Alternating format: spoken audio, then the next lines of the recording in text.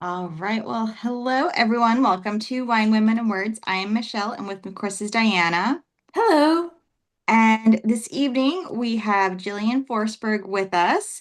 We are going to be, it's actually going to be a blend tonight because we're probably going to end up talking about animals also, because Diana just got a puppy and she's really cute. But we Yes. are going to talk about The Porcelain Menagerie, which is Jillian's latest book. And thank you so much for making time for us tonight on a Monday. We're very happy to have you here. Thank you so much for having me. I'm stoked. I love doing this kind of thing. I'm very excited to be here. Yeah. And I feel like talking about our animals also goes into the porcelain menagerie. Yeah, It kind of it blends does. into it. So it really just works out. We've got this whole theme going for us. We do, and that's all my books. I've written three and a half. Two are published. One is on sub. One is swirling around my brain in the way that authors do. And all of them have like serious animal characters in them. And by that I mean, there's animals in a lot of books that we read, but oftentimes they're super secondary and they are just meant to be like a little sidekick. But all of my books have people have said that like the animals feel like they're the main characters. And I love that because they Mhm. should be, right? But it's my books are not from like the perspective of the animal. I had some questions about that. So the porcelain menagerie on the cover of it, it has a lion, and that is not from the perspective of the lion. And there's also a porcelain monkey on there. And it's really kind of fun to be able to go back in time and research what animal life was like back then. But yeah, the Porcelain Menagerie is about animals. It's not a pleasant book about animals, I will say. And there's two different types of menageries, a real one in the 18th century and then a porcelain one made out of literally like glass. So it's really cool. I think up until I don't know why this even I guess I don't really consider porcelain sculptures all that much, but for some reason it never uh really occurred to me that, you still have to use a chisel to do a porcelain sculpture. And that just seems so counterintuitive to me since porcelain is so delicate that now I need to go down like a rabbit hole of how porcelain Well, sculptures are you need to made. go down a after you need to go down a rabbit hole for the porcelain for this book. It's Oh, I already because started. it's insane. That's exactly what happened to me, though. So I figured out that I had to write this book because I was researching my first book, The Rhino Keeper, and that's about a rhino that toured 18th century Europe. And Diana and I loved the 18th century. Mhm. And her book, Antoinette's Sister, basically is set in the same time period. And Clara the Rhino actually went and met those children, the children of Maria Theresa. And while Clara the Rhino was touring Europe, she went to a porcelain factory so that they could literally like sculpt her and make a porcelain sculpture out of her. And I have to do all this research on this porcelain factory in order to write this one chapter. And as I'm digging deeper into it, I'm like, wait a minute. The porcelain artists were held captive by a mad king in a 900-year-old castle until they could provide him with all the porcelain sculptures that they wanted. And I said, that sounds made up. And once again, I said to myself, where's the novel? And once again, there wasn't one. And I'm like, shoot, okay, fine. And then I found out that this king was seriously insane and he wanted life-size porcelain animals. And so, Michelle, you're right. They'll take like a chisel to clay at first and then they'll fire it in all the kilns. But you cannot make life-size animals out of porcelain if they're larger than, say, a goat. And so Clara the rhino weighed like 5,000 pounds at her death. And they're literally trying to make a 6 foot tall rhino out of porcelain. You can't. But they didn't know that back then because the technology was so new. They had no clue how to actually use all this porcelain. So they had like exploding kilns and people died of poison, like inhalation. And the entire castle was literally like shaking all the time. And the soles of your feet would melt to the floor if you didn't have shoes on. It was Oh my nuts. gosh. Yeah. I know. We think about it as being so pretty, and yet people were literally getting their eyebrows singed off when they opened up the kilns that had no electricity to guide them. So when I found all of this out, I'm like, wow, this is so much more intense than I thought it would be. And um, they also didn't know what a lot of these animals looked like because they'd never seen them. So if you look up some of the menagerie animals, you're like, huh, I'm not really sure what they were trying to make there. And I'm like, this is great. I love those old like medieval illustrations where you're like, and that's an elephant. Is that what you think?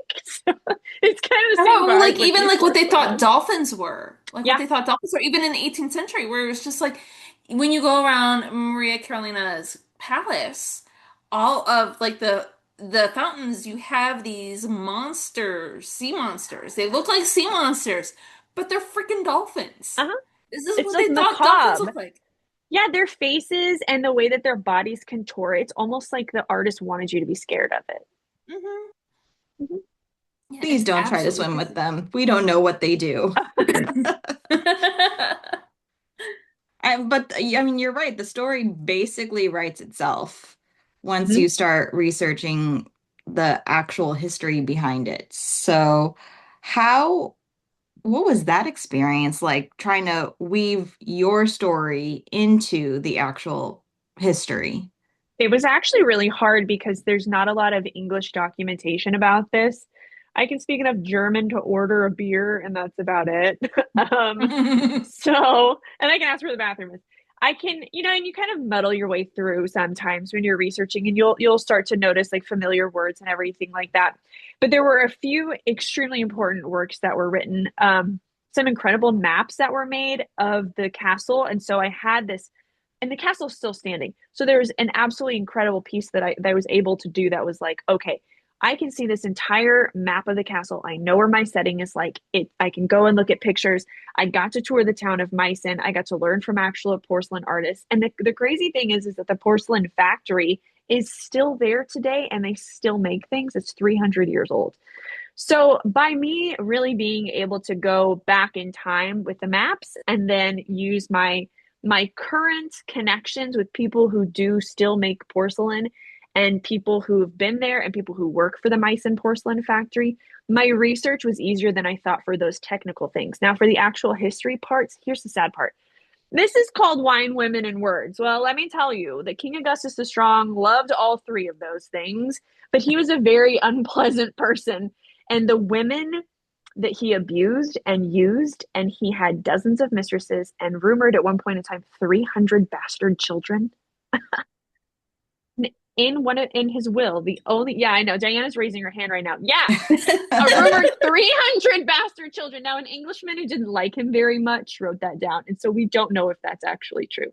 If it were, I think all of us would probably be related to him. So I don't think so.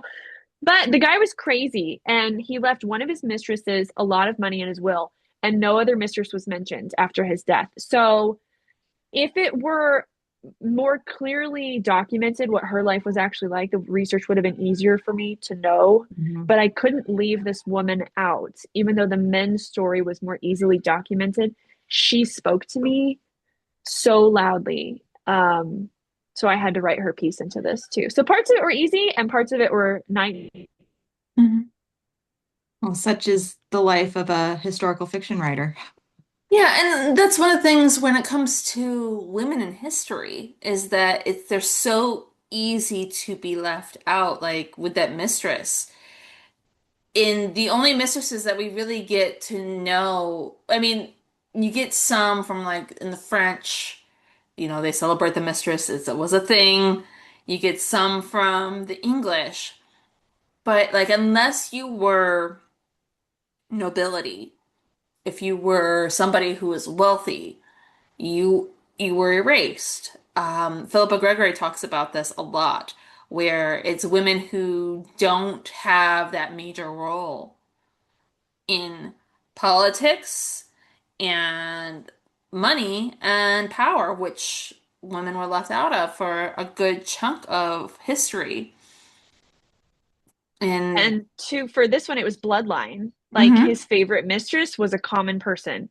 And hmm therefore, she wasn't important enough to be remembered. We Yep. don't even really know her birth and death dates. And she had Yep. two of his children.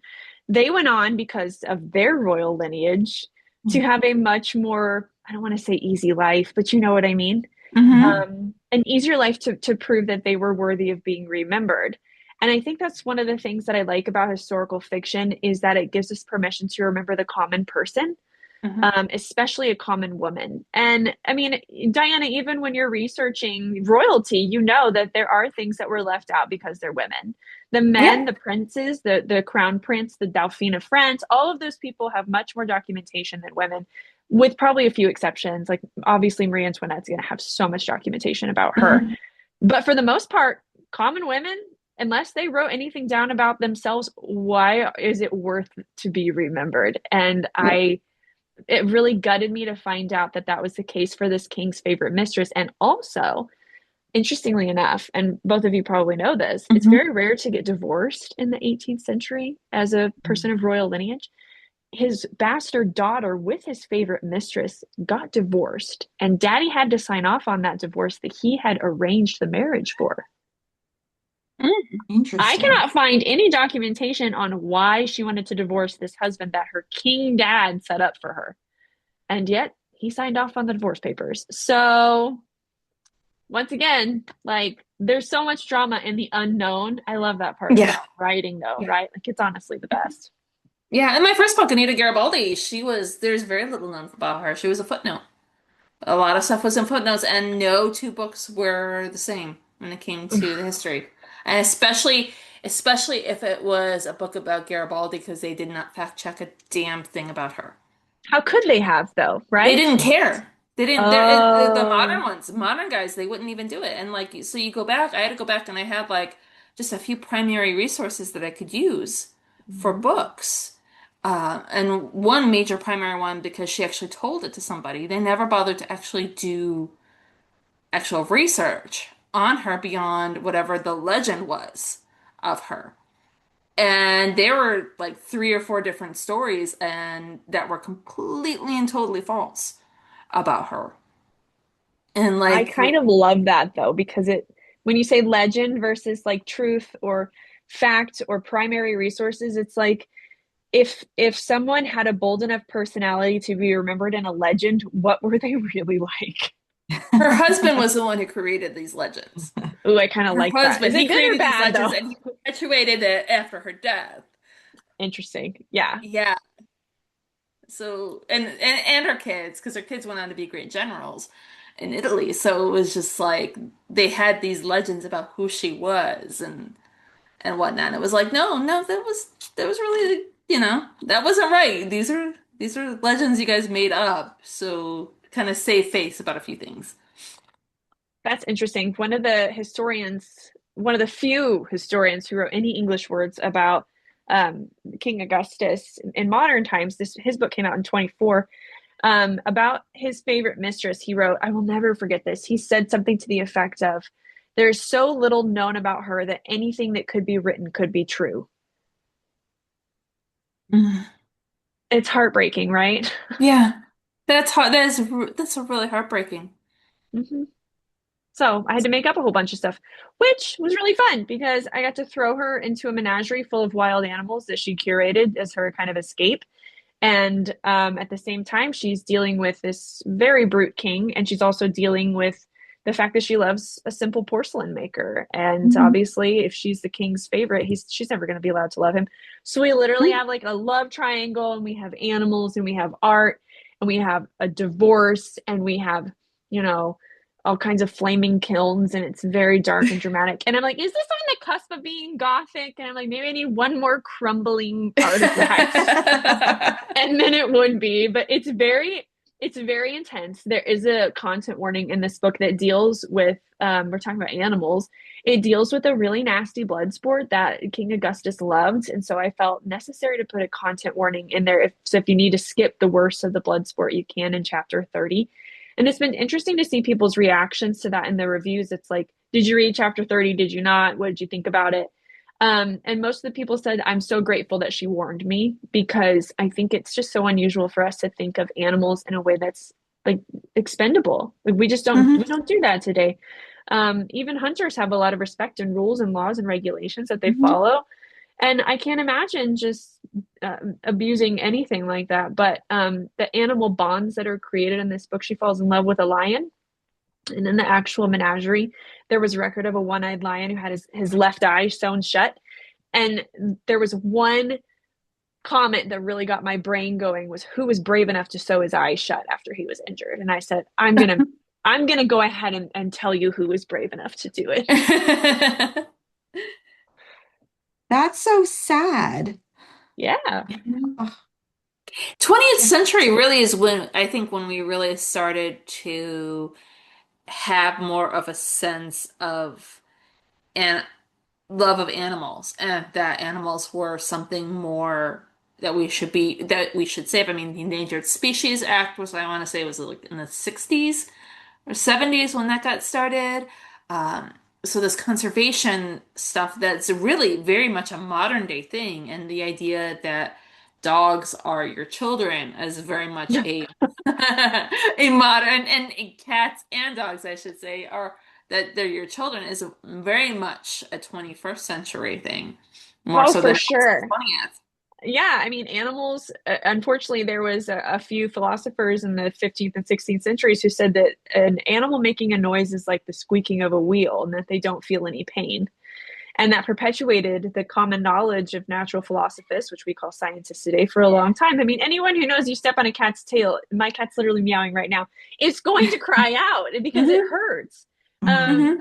but there were a couple of advances that happened before that, and a few of them were cultural. So as soon as the trade routes really opened up throughout the Silk Route and everything that happened with the creation of the Suez Canal in the early 19th century, when they saw how the Asian communities treated their animals in India and Japan and China, things shifted a little bit. And with the creation of menageries for the royals, those animals are expensive. They don't want them to die.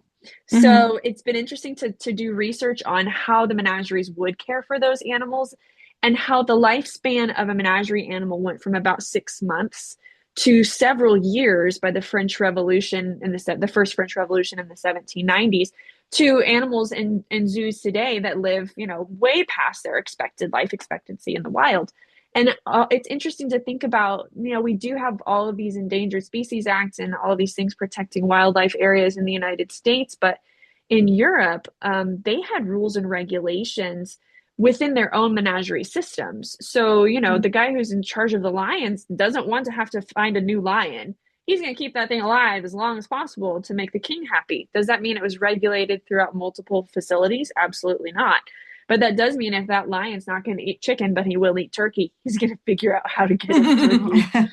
And I think that also started all these animal husbandry manuals. And in fact, Clara the rhino in my Rhino Keeper book, she really started how to care for a rhino manuals in Europe in the 1740s, which is absolutely insane. So it's really kind of like this trickle down effect of how do you care for an animal specifically? Because Diana, your puppy needs Hmm. different care from your ancient dachshunds. And all of them have different personalities, and we know that. Like, Hmm. if you've ever spent a significant amount of time around any animal, like that cat is not the same as the other cat, and that's just how it's going Hmm. to be. I love thinking about that for animals that I write too. Like, they have distinct personalities, they have purpose, they have meaning, they have favorites. I was talking before we started recording about how one of our cats is not my cat, that is my husband's cat. I love writing those little quirks into my animal characters so that people can really relate to them, because I think we pay attention to that more today than we did in the past. Hmm. And I think just writing an animal on the page just doesn't suffice for the modern day reader, as because I know when I'm reading it and there's an animal that's in there, I want to it's going to be a character. I want to know more about the character. It's going to do things. You can't just expect the dog to just sit like a lump in a corner. Even if it's an old lady, it's going to bark, it's going to make some noise, it's going to expect stuff from the characters that are around it. It You has to know, have a character, it has to be fleshed out. yeah, it does. And it has to react not just to the scene and the scenario, but also animals can apply foreshadowing and they can apply Hmm. backstory. And I love giving those sensory details about animals. Diana, I know you've done some research Hmm. on lions, and I Hmm. wanted to know, what does a lion smell like? The lions that was around, it smelled like ammonia. Of ammonia. Yeah, so it was ammonia. And then when I was at Tanganyika sitting in front of, it's a wildlife park in Goddard, Kansas, I Hmm. was sitting in front of a lion cage because you have to like observe them. Yeah. Yeah, you have to go meet the animals that you're going to write about. So I had to go feed lions. It's not that, I mean, it was so tough for me to go. Oh, I know. So hard. I've yet to be able to do that for for the one that I'm writing. I have yet to go feed a lion. That's one thing I really want to do. It's kind of terrifying. You might have to come to Kansas and meet that little baby hippo and Okay. also feed lions. Meet Deal? Mars and Yeah, meet Hmm. Mars and come meet some lions. So when I did that, I fed them from a stick, and it's terrifying because you get to see like their primordial pouch and their haunches and their power and the dust from their fur fly in the air. And I really wanted to, don't get me wrong, I didn't do this, of course not. I wanted to bury my face in that animal's fur because one of Hmm. my cats smells sweet and the other one smells sour, and it's just how they are. And I said, "Do you guys have anything I can smell?" And the lion keeper said, "Yeah, I've got a literal dreadlock in the back room in a baggie if you want to smell it." And so he let me smell like a piece of a lion mane. And that's the kind of stuff that I write into my books because you want to be able to do that for your readers and get them so that they feel like they get to bury their face in lion fur. And it smelled like weird, like ammonia, but also like molasses. Like it had Mm. this strange bloody sweetness to it that could only come from a major predator. And I'm like, okay, well, my flight survival thing just kicked in and I feel like I need to run across the room. And it's funny because I also have a friend who she does the educational stuff for a zoo, a small zoo, like a rescue zoo here. Yeah, And she was saying like you can't get into cages with them. Like it's an OSHA thing where they don't allow people getting into cages with the animals anymore like they correct. used to. Yeah, and the same with rhinos. So when I was researching for the rhino keeper, I was like, okay, so you can get in with him, like, and just like do Hmm. stuff. And the keepers were like, I've literally never been inside of a cage with this animal, which is Hmm. insane to me because you don't even think about that. Like, they've never, unless there's like an emergency situation or something, like Hmm. you're not supposed to be in there with it. And I'm like, so how do you know how this animal is? But they can do so much through those enclosures. And yes, I Hmm. do know what a rhino armpit smells like if you're very curious. You can also What does tell. it smell like? Horse and dog breath and mud. Okay, okay, I'll take. There is a show on no, um it's on HBO if you stream it, but it's also on Discovery, and it's called I want to say it's Vinyasa, but it's this major arc that they're kind of building in India where like they're taking in like all of these animals from like all over the world to and they're rescuing them. I'm gonna have to look that up. I love those Yes. kinds of shows. It's so, I don't know. I just feel like anything with animals just makes me perk up and listen, Like Hmm. there's so many people with a common goal when it comes to animals, and that is literally just to protect them. Hmm. It's yeah, it's across political lines, it's across racial lines, it's across everything. It's like, oh my gosh, there's a dog in the street, let's go save it. And that Hmm. core root of humanity, I feel like all of us really need to hear about right now. Like I feel let's like there's so many more of us that will care more about dogs than we will humans. I mean, listen, I got a 15-year-old dachshund who I would do anything for him. Ask my vet.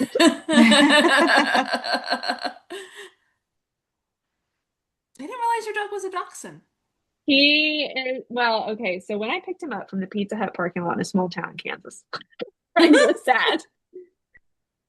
They said dachshund puppies, and I get there and it's the dark of night. It was like this time of year in 2011 when I got him. And I looked in the box and I was like, that's not a dachshund. And they said there were like four puppies in there, and they're like, "Oh, you can't have any of the girls." And I was like, "Oh, okay." And there's one boy, and I'm like, "Oh, I guess it's you and me, buddy." And I I said, "So he's a dachshund?" And they said, "Well, his mother's a dachshund." And then they just kind of left it at that. And I was like, "Okay." And his father is a vagabond, and that's we're never gonna have clear direction on this guy here. So yeah, he Fair looks enough. like a tiny golden retriever, but apparently his mother was a dachshund. So Yeah, it all goes. They can't all be pedigrees. no, The no. gotta love the mixes. No, literally. He's a mess. Oh, here he comes right now. He's so sweet. Hi, Baxter. He can't hear anything. Deaf as a doornail. Oh, oh. I love it. I love it. They can't do that. I love the old dachshunds. I do. It's like having a puppy all over again. They just have different Hmm. needs. It's like Oh I didn't yes. realize that by having an animal that would be with me for nearly half my life, I would be entering into so many different phases with them. Hmm. It's quite a journey. It's quite a journey. It definitely is. And Michelle, before you came on, Michelle and I were talking about we measuring our friendships and like the dogs that I've had. Oh my gosh. She actually said that to me. I was like, you know what? Yeah. Well, this is your third generation dachshund. Mm-hmm. And Yeah. so, and Fizgig is 12. So, Yeah. and And then you had Boche and Bella for years before you got yeah, they Fizgig. were So like 20 she years. was We've been friends for like 20, yeah, 20 because something years. she was almost 10 years old when she got sick. So yeah. So it was before that because And then in dog years, that's like Lily was born. How old is 144. Lily? How old is Lily? Lily is 11. Okay, yeah, because no, she My was 11. daughter, not my dog. Oh my Yeah. gosh. Sorry. Sure she'll listen to this and just roll her eyes, as most 11-year-olds do. I go through do the edits for this because when you go through, it's like okay, just in my head, I'm like, all right, the kids, the dogs, I know how to differentiate this. So in my mind, I'm like, yeah, how old was Lily? Because I was like, because my next sentence was going to be, you were pregnant with Lily when that dog had gotten sick. So Addie, like my we measure, dog, is 9. yeah. It is kind of crazy though because I have a 10-year-old daughter and I'm like, my gosh, this is like I feel like it's really still the beginning of her life, right? Hmm. And you have a 10-year-old, 11-year-old, now 15-year-old dog and it's like we're at the end. And it just Mhm. goes by in such a flash that it's like, wow, where did our lives go? And I think that's one of the other reasons that I really like writing about animals is because their lifespans are they're genuinely so much more, obviously they're more compact, but it also feels like if you write them in the right way you can really pull that emotional trigger for your reader to be able to just rip their guts out and leave it all over the page and ruin their lives, and that's what I love to do the most. I want there better be wet spots in my books when you're done, whether from sweat with the Yes. porcelain menagerie or tears from the rhino keeper. Yeah, because if you're not, if you, the writer, are not crying, there's no tears for the writer, no tears for the reader. There's a phrase I absolutely love. The book that I'm currently on past pages for my current book. And there are a couple times where I'm like reading through and I was like tearing up and like sniffling like, okay, this part's like really sad. I'm getting choked up over this. And I'm like, okay, this is gonna be a sad one. Diana's like, who wrote this? Oh, it was me. I'm Nothing. amazing. No, I you're didn't so know that. right. Like when you're drafting, if you're not bawling your eyes out, it's like, how can you expect your reader to have an emotional tie? I remember one of my editors was like, maybe you should take out that brutal chapter. It made me really nauseous. And I was like, perfect. We're leaving We're keeping it it in. in. Yes. It's like you That can one skip it if you stays. want. That one Hmm. stays. But you're right. And I feel like right now we want to be pulled into a world that we don't want to leave emotionally as well as, sensory stuff like we were talking about. But we want to feel that emotional pull to connect. And like I said, it's so much easier to connect with an animal than it is a person sometimes. So all of my books, is funny, the reviews that are like, yes, for the animals. And I'm like, I know, y'all really didn't think I wrote a character though. Like you consider them an independent anomaly from this book. And you don't realize that I am also responsible for the way that I wrote that animal character. And Hmm. when I talk about that to book clubs, they're like, oh my gosh, you're right. You did write that character. And we just assume that she's just an animal and that's just how she's going to be. And I said, no, I formulated that specifically so that you guys fell in love with that animal. And it's really interesting to see how differently readers connect with that because they always have criticisms of people as characters, but with animals as characters, they often Mhm. just will fall over for them, which I love. That's a really interesting thing to keep in mind for a writer. Not that writing an animal as a character would be any easier than creating like a, a human being character, but just that maybe readers will sometimes give a little more grace to an animal than they might a human. That's As long interesting. as it's realistic, yeah, because As long as uh, you know that a lion's mane smells like molasses and ammonia. And And if the I lion kind of kills really love somebody, that you include that. or like the rhino makes peeping noises. Like I don't know what I thought they would sound like an elephant, I guess. But they're like peep peep. It's very weird. It's really strange. Yeah, both of the looks on your faces are hilarious. And the peacocks are predators, and so I have a peacock in the porcelain Peacocks are menagerie. predators? Yeah, they eat like mice and stuff. And so I have one just snatching a mouse out of this pile of hay. And again, the same editor was like, I had to look that up. And I said, good, you learned something today. I Hmm. did. I'm gonna Yeah, tell my kids that. there you go. Kind of My son's gonna terrifying. be like, no, they're not. Diana's like, I already knew that. The friend who's got the zoo, the peacocks are they're little assholes. Yeah, they're Uh, brutal. and they've gotten into a few of them have gotten into they've got some wildcats.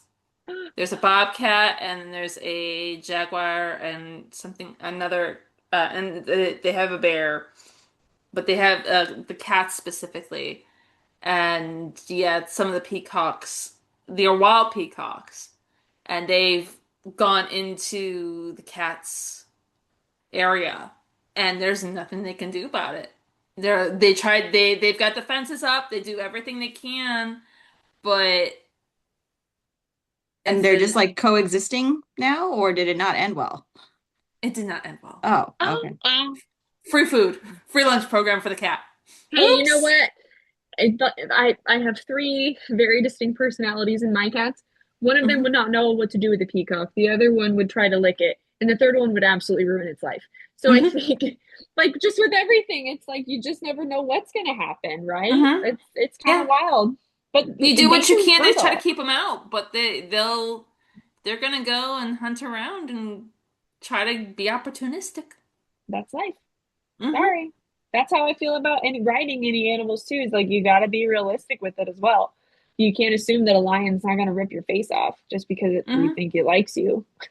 Hmm. Yeah, and it's interesting too because when I was doing the research on it, because it was in the United States where there was this trend of wanting to man conquering a lion, and you see it Mm, over and over again where you have this.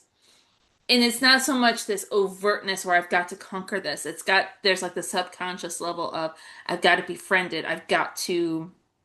There's got to be some sort of like taming of this animal. I've got to feel And equal to it. yeah, and there were people who they called it like the Lion Farm here, like in California before we had our major amusement parks, we had animal parks. And they use them as tourist attractions. It's not like you have today, like you have San Diego Zoo or the Wild Animal Park by you, whose name I cannot pronounce properly, so I'm not going to embarrass myself. Tanika. And so they would do things, and like they would have people like hold the kittens, the cubs, and they would have the owners. They would do things where they would interact like with the lion tamers and the trainers, and they would just do all this stuff with them. And but even then, they would have a gun on their hip.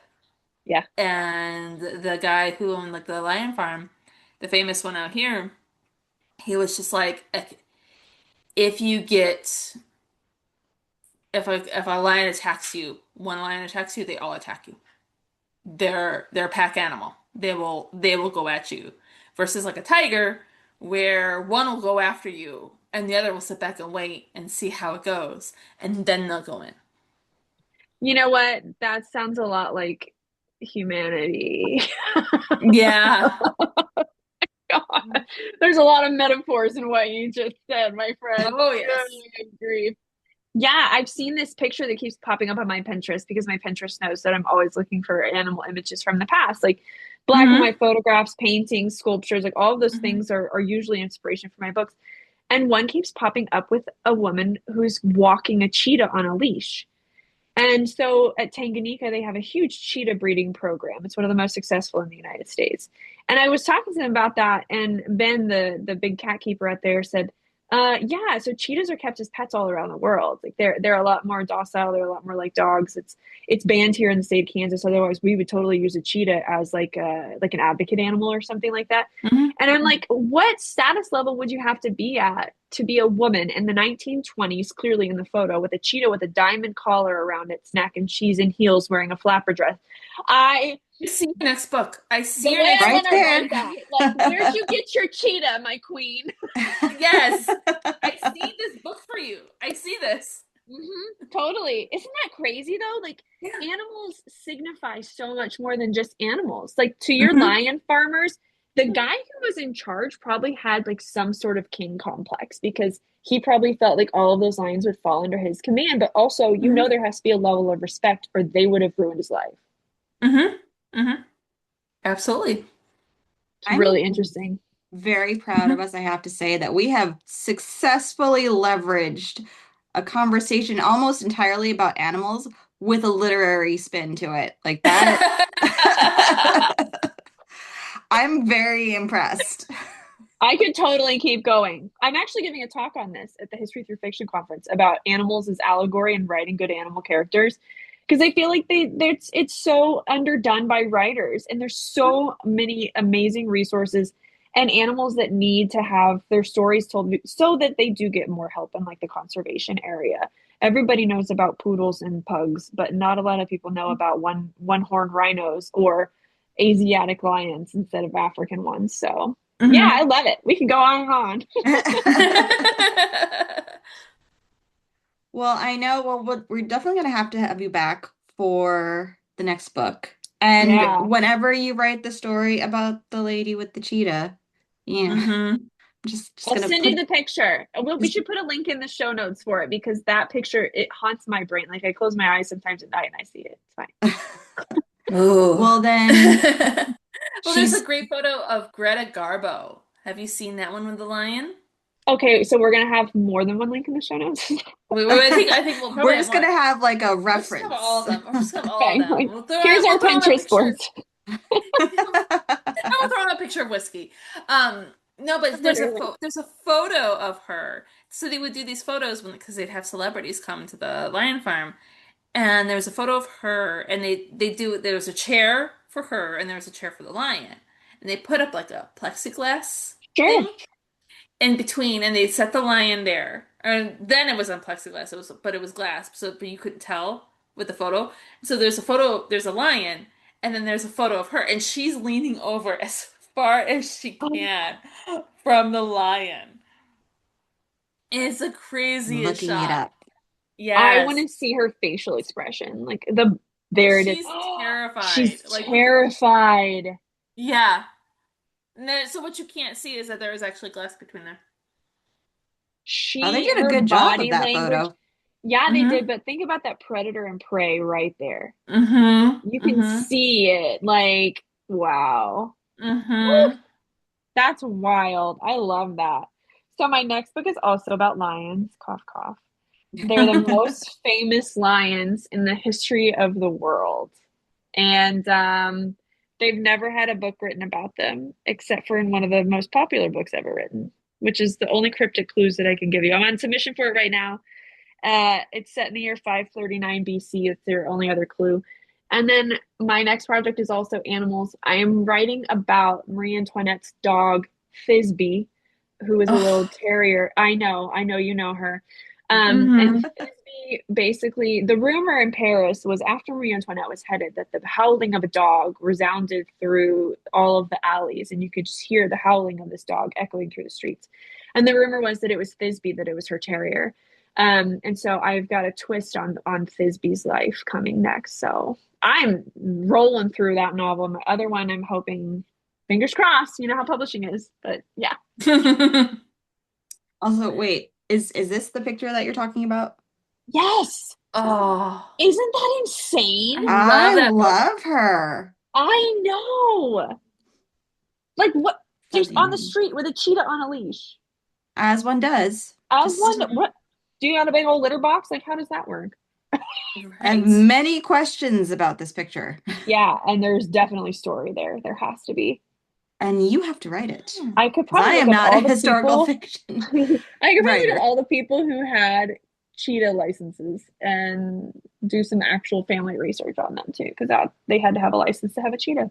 Which, That would be pretty cool. Oh. yeah. Okay, That would be fine. a I'll write it lot. down. In my big note in my iPhone app that has all my book ideas, it's 17 pages long. Hmm.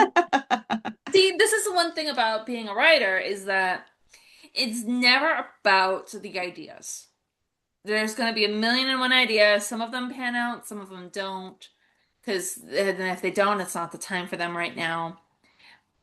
But it's the time to be able to write them all. To be able to write them all, to have the time to sit down and write them all. That's the thing. That's the problem is just sitting down and writing all. I'm sorry, Whiskey.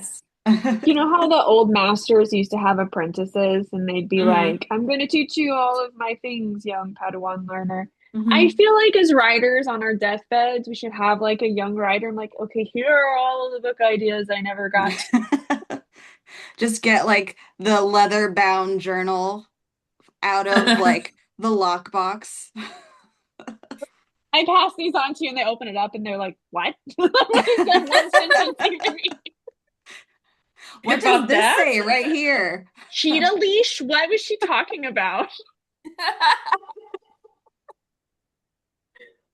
Oh gosh. Well, this was exactly what I needed tonight. This was amazing. And if anyone would like to order your own copy of The Porcelain Menagerie, in between all the links to all the Pinterest boards, we will also have the link to our bookshop on bookshop.org, where you can order your own copy. As always, bookshop.org supports all of our wonderful writers. It supports the podcast, but most importantly, it supports all of the wonderful indie bookstores out there. And Jillian, you're gonna come back. We've decided. Yeah, I have to. Mhm. I'm gonna pick my dog up so you can see him first. Oh, Yes. come here, Baxter. Here he is. Oh Oh. my gosh. He's so cute. He's so sweet. He loves me, you guys. Okay, I I'm gonna shut my stop office the door recording. and